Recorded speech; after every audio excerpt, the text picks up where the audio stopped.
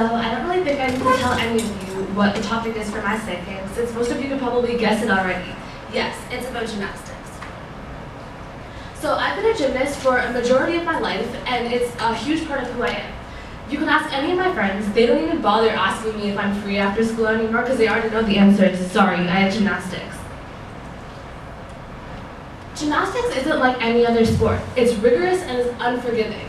It requires strength, flexibility, agility, but also determination and courage. It's as much a mental sport as it is a physical sport. So for my actual experiment, I decided to focus on a huge part of the mental side of gymnastics, which is fear. I think this is something that's a little bit more prominent in gymnastics compared to other sports, because I don't know about you, but I've never heard of a soccer player who's afraid of a soccer ball. Fear of gymnastics is being afraid to break a bone from not landing a flip right, or making a mistake that sends you flying off the bars or tumbling headfirst off a balance beam. Fear and how you handle it defines what you're able to do and how far you'll go in this sport. So, every single gymnast has experienced fear in their life, and I've had my fair share as well.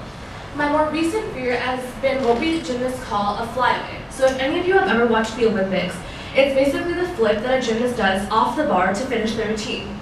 So I've had a huge fear of this for about 6 months now, ever since I decided to flip into the bar instead of off of it, and I still have dents in my shins from that. My fear's gotten to the point where I won't even attempt to do it because my brain's literally just so scared of hurting itself again that it just doesn't even want to try it. So then this project came along and I decided to do some research. With the internet and my coaches, I came up with 3 different methods that I wanted to try to see if they would help with this fear. The first one was visualizing, which means picturing yourself doing the skill perfectly in your head before actually doing it. The second one is verbally choreographing, which means you tell yourself step by step what you need to do in order to do this flip. And the third one, my coach's favorite, is goal setting. This one's basically where you give yourself a goal of how many repetitions of the skill you're going to do before you get off the apparatus. Or in other words, don't you dare get off that balance beam unless you've done 5 of that flip. That one usually ends in tears. So along with some of my teammates, I decided that we would try each of these methods for a week and see which one worked the best for each of us on our individual fears. So to see exactly how much of an improvement we had, I calculated a % increase in the repetitions from a training day where we used this method compared to one where we didn't. After a month of experimenting, I determined that the most effective method was verbally choreographing. My teammates and I all agreed that actually saying it out loud and like step by step and breaking it down made it easier for us to look past the fear and just go for the skill. I'm happy to say that with these methods, I was actually able to do my flyaway for the first time in months. I think the great thing about this is that it doesn't have to only be about gymnastics, since I'm sure none of you plan on becoming Olympic gymnasts. Whether it's a fear of spiders or heights, this can be applied to anything in our life, and I think it's important to have a good way to face our fears. We need to get out there, look fear in the eyes, and move past it. As any good gymnast would say, we should all strive to jump off the beam, flip off the bars, follow our dreams, and reach for the stars. Thank you.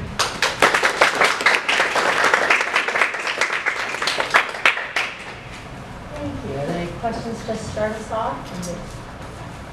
Anybody can You gave us students first. Sure. Which method did you think would be the most effective? So personally, I thought that visualizing would be the best, since in my research there was a lot about how like actually thinking about it in your brain actually sends like signals to your muscles. So your muscles actually get the idea of doing it as well. But it ended up being verbally choreographing, which I think is more because like you can't avoid that, like actually saying it out loud, it has to be done. So like you're forcing yourself to think about it, and then like breaking it down into steps also probably helps. For your visualizing, is it the method, the process, the order in which you do things, or is actually, do you do a three-dimensional positioning? How do you visualize it? It's like 3-dimensional, so like basically like seeing yourself like an out-of-body kind of seeing yourself do it. So like seeing yourself, whether it's like on the floor, on a balance beam, and actually seeing yourself perfectly doing that skill exactly how you want to be doing it. On what subject? Do you videotape any of these things? you videotape it so you can go back and say, well, I didn't visualize that, or I did visualize that, and it worked. Yeah, that's a method that my coach will use a lot. She'll tell us, okay, so picture yourself doing it perfectly, and then she'll videotape it and show us, so like, is this what you saw in your head? If not, what's the difference? So like, that's what we need to fix for next time. Yeah. So you talk about fear, and you said like different sports, might not have the same types of fear. Like football, you might be afraid of, ending your life because someone hits your neck, the wrong way.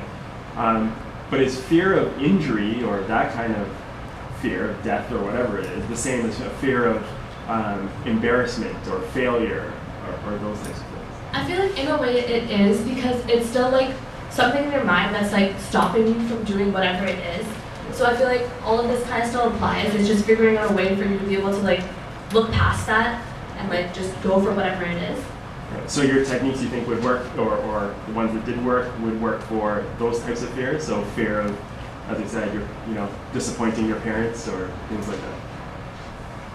I mean, like I guess like if for like verbally programming or something like that, like being able to think of it like step by step. So like if I do this, like I wouldn't be like disappointing my parents if I think about it. So this is what I have to do, this, and I'm like thinking of it that way instead of thinking like a big picture. Oh no, what if I screw this up, kind of a thing.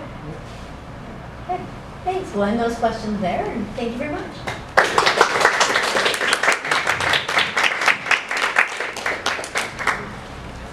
Major, if you can come up and just put your first slide up and just give us all just a second to finish up.